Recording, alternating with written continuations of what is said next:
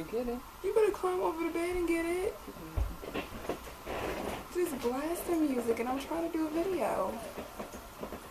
Thanks. You all. Thank you. Hey Crown Gang, welcome back to my channel. It is Mimi or Kinky Crown back giving you another story time. Before we get into this story, if you guys are not already subscribed, what are you waiting for? Go ahead and hit that subscribe button down below. Support this channel. Give this video a thumbs up if you enjoy it. And let's go ahead and get right into the story. You guys, I really don't know where to start with this story. I want to tell you guys about the time that I moved out of my mama's house. Yeah, I guess I'm gonna lead up to the moments before I moved out. Yeah, that's what I'm gonna do. So you guys, to give you a little bit of back history, I was a troubled young woman. Got into a lot of fights. Home, at school, I stayed suspended. My grades were embarrassing. I don't know, that's just how, you know, I was. So when I met Ricardo, my husband, he kept me out of trouble. He like balanced everything out. He was like really the only good thing that was going for me. And y'all, I fell so hard in love with him. And it was really difficult because if y'all haven't seen my How We Met story, check that out. I'm gonna leave the eye right here just to give y'all a little bit more of a back history without telling too much in this story. Families did not want us together. So he was a year above me in school. He graduated, and after that it was a little bit harder because we didn't see each other in school, but we always saw each other outside of school. But you know, again, our families did not like us together, so he was kind of pushed to move to Georgia just so, you know, can break us up. So he moved here to Georgia in 2008. It was like November 2008. And you guys, like, I took it like a death in the family or something. I was so depressed.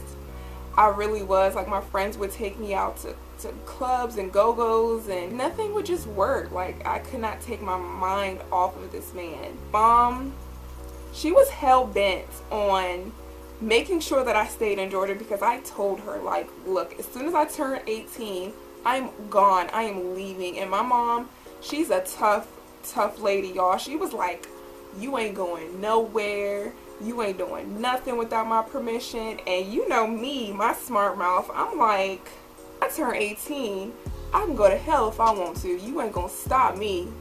My mouth had no chill. Just really determined to get the hell up out of there. It was around November when he left, and I remember wanting to go visit him here in Georgia around Christmas time.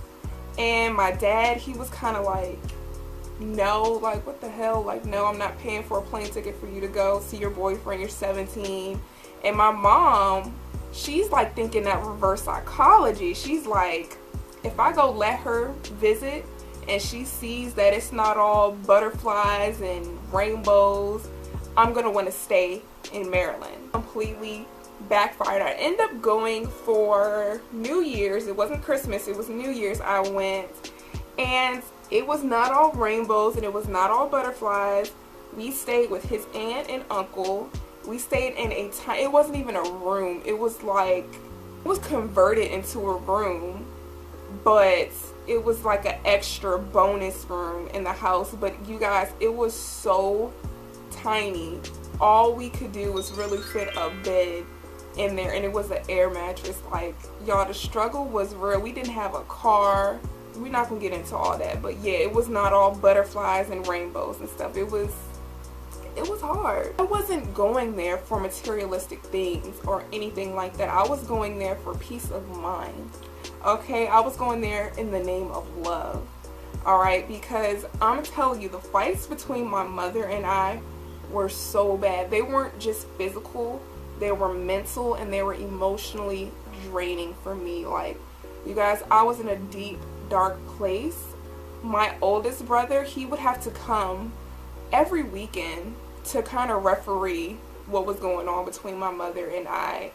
And he volunteered to take me. He's just like, this is an unhealthy situation. Like, let me take her. And she was just like, no, my mom is a control freak. I love you, mommy. But she is a control freak, and she was just like, no. I went and I visited Ricardo. I fell in love with him more. You know what I'm saying? Like, really being with him. We've never been with each other like that before. It was always sneaking around, you know, sneaking. We gotta hurry up because my mom's gonna be home. Your mom is gonna be home. It was just us. Like, really us. And y'all, I was just like, yeah, I cannot stay in Maryland. Like, once I got a taste of that life with him, I'm like, no, there's no way that I'm ever going back. So my mom's plan definitely backfired. So this is like December going on January. It's New Year's, it's January. I went back home and stopped thinking about Georgia. I cried. I flew back to Maryland and I was so depressed and I was so sad. And you know, his family's looking like he's only been gone since November. You just visited him and you plan on moving in February. Like, what is up with this chick? But y'all, I love that man. Like, I still do. He wasn't just my boyfriend, y'all. He was my best friend. He still is my best friend in the whole world. And I didn't want to leave him. Fast forward to getting closer to my birthday. My birthday's on the 12th of February. And I was still planning on leaving. Like, I completely prepared to leave. There was a post office across the street from my house. I remember buying boxes and sending my stuff up there, like, you know, so I wouldn't have to carry all that on the plane. I remember sending everything to Georgia with Ricardo. The weird thing is, I want to say a couple of weeks before I planned on coming, Ricardo and I got into a big fight. Like, we fought and we squabbled a lot because the distance, it was so hard. I've never done long distance before, and I don't think he has either. So we fought a lot, and this last fight that we got into was, it was just really, really bad. So I think we broke up, but it's just like, okay, I've already sent my stuff up there, and I know I want to be with you for the rest of my life, and even though we're broken up. I mean, he wouldn't answer my calls, you guys. It got really bad. I called his aunt's house, and he's like, till this day, cannot figure out how I got her house number. Like, I don't even remember how I did that, but I did. I would call the house. Finally, you know, spoke to me, but he just like stopped calling. And y'all, I had his bank card information, and I'm like, I'm still coming. You know what I'm saying? Like, I'm still coming. I was determined and hell-bent. So I bought my own plane ticket with his card behind his back, okay? Ooh, he was hot, you guys. That phone call I got, like, he wasn't answering my calls before, but now he was blowing my phone up. Like, what did you do? Did you just, really? He was like, I'm going to the police. Like, you just stole money from my card. And I'm like, I don't care. I'm coming. Like, I told you I'm coming. Y'all, I was a different person back then. Eventually, we made up. Before I came, like, I was still in Maryland, we made up. And my mom, she was beginning to see, like, she's really gonna leave. He somehow got Ricardo's number behind my back, and she called him to try to convince him not to let me go. And you guys, I didn't find this out till years later that she did this. Apparently called him, tried to convince him that it wasn't a good idea, and he was honest. He was like, even if I tell her no, because that card incident, she's still gonna come. You know what I'm saying? And my mom's like, no, if you refuse her at the door, she's gonna have to come back. And he's just like, I'm not gonna do anything like that. You know, I'm not doing that. I left on my birthday. I was on a plane to Georgia. I remember my mom giving me this birthday card, which basically was a letter saying how disappointed she was in me.